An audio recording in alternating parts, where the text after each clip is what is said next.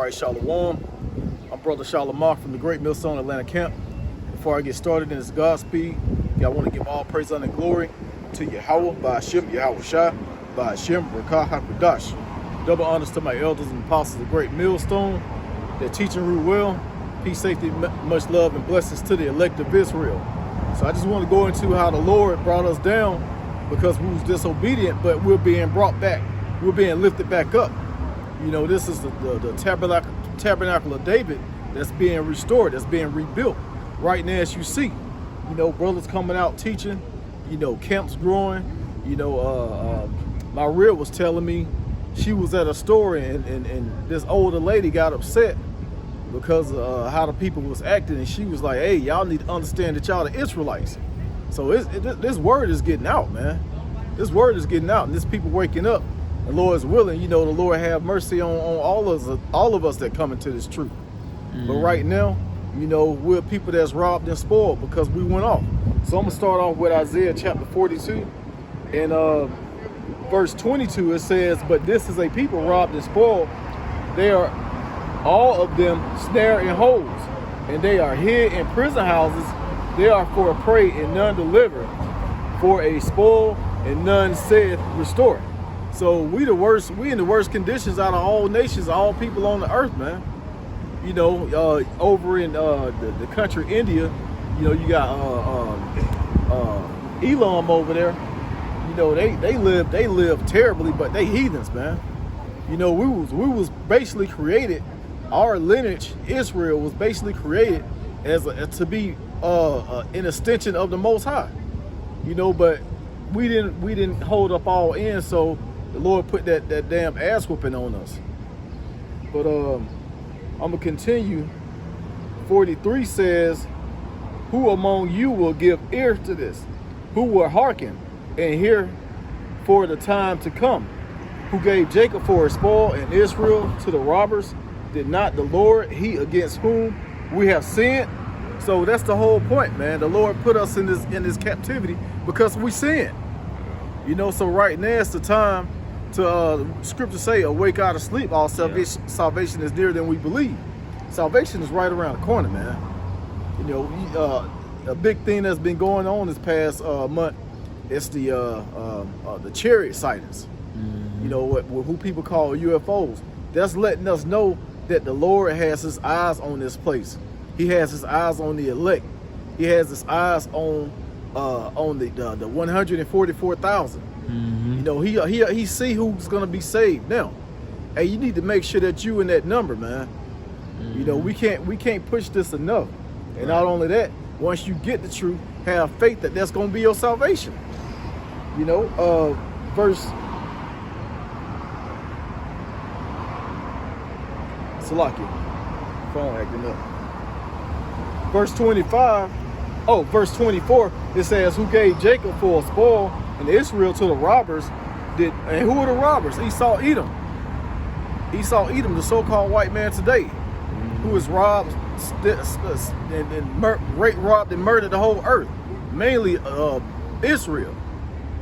You know, that was I was looking at the video yesterday. I want to say Venezuela. I know it was Colombia. No, I'm sorry, Salaki, Cuba. It was two Northern Kingdom countries down in South America where Iran want to bring basically war material, weapons over. And they got these ships coming over, and the United States was like, hey, if y'all let them come and board them ships up, you know, and unload that stuff, it's gonna be a problem.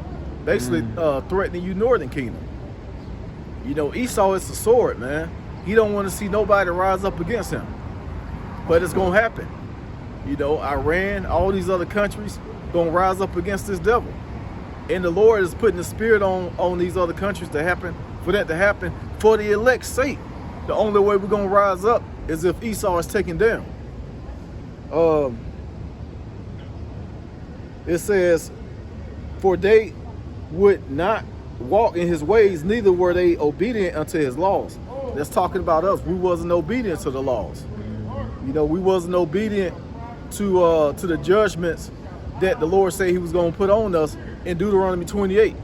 You know, it was You know you had niggas back then laughing. Man, how the fuck, Salaki, how the hell we Lord gonna put us back into Egypt on ships, man? We walked out of Egypt.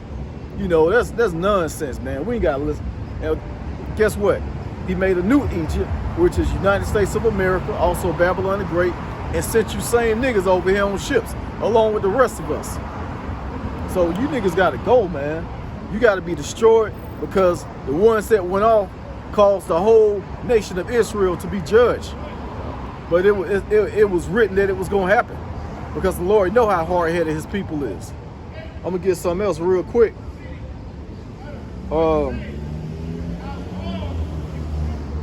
Baruch chapter 4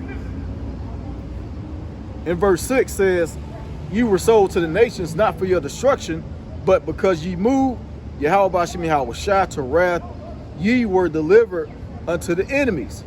For ye provoked him that made you by sacrificing unto devils, and not to the Most High."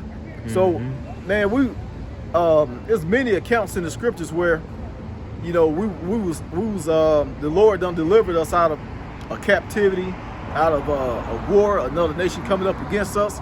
You know, we rose up and was able to take on those nations. Even accounts where angels destroyed nations for us, destroy armies for us. And still, after that, continue to go off. Continue not to keep the commandments. Continue to worship other gods and sacrifice to other gods. And that's what we're trying to push on all people now. Stop praying to this fake Caesar Borgia, this Jesus Christ. Yeah. You know, that's not the name, and that's not the image. The name is Yahweh Shai. And the name of his father, who is the creator, is Yahweh. You know, we push that heavily. You know, that's what you first need to know when coming into this truth. And you know, once you get that, everything else will follow. Just keep praying for, you know, the Lord to bless you with that knowledge, and he gonna give it to you. You know, when I first came into this truth, I had the right name, and then I went into some off videos, and I was going into the name Ahia and Yeshaya, and right then, man, it was like a month-long period where it was nothing but demons attacking my family.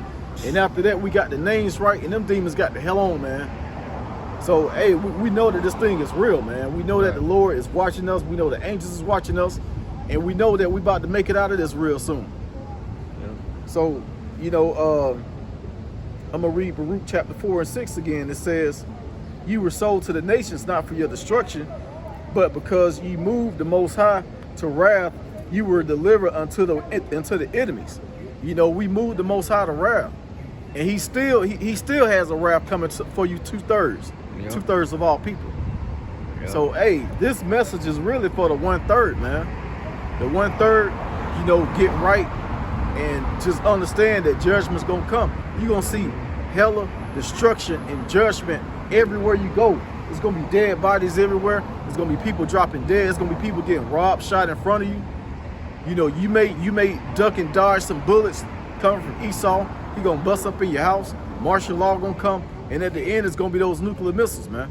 That's the wrath of Yahweh Bashim Yahweh Shai.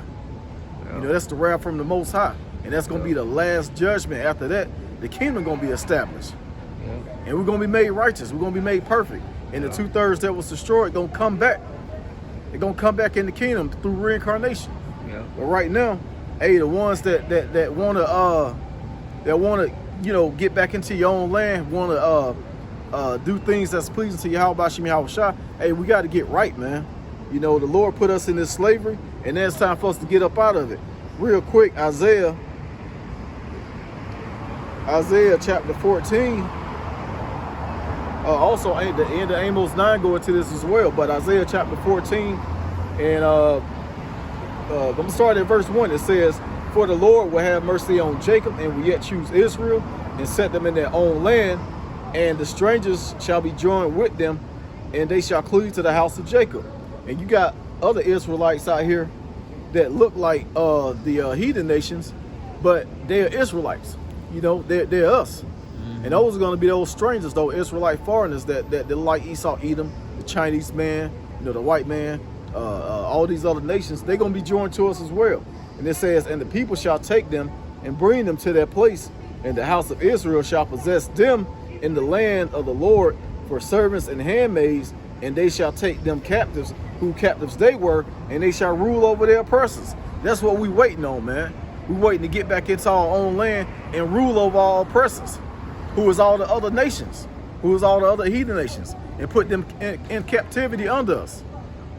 So, hey, this is more than enough reason to come out here and teach. More than enough reasons to do things that's pleasing to Yahweh Bashim Yahweh Shai. Right. I wanted to go into another scripture I read in camp, but the Lord said this is a little chastening. This is a small judgment compared to the reward that we're gonna receive in the kingdom. Yeah. So why not, man? Why not? You know, come out of this place and be joined into Yahweh Bashim Yahweh Shai. But with that, I'm gonna go ahead and end it, giving all praise and glory to Yahweh Bashim Yahweh Shai, by Shem Kakadash. Double honors to the elders and apostles of Great Millstone that taught us this truth. Shalom to the elect.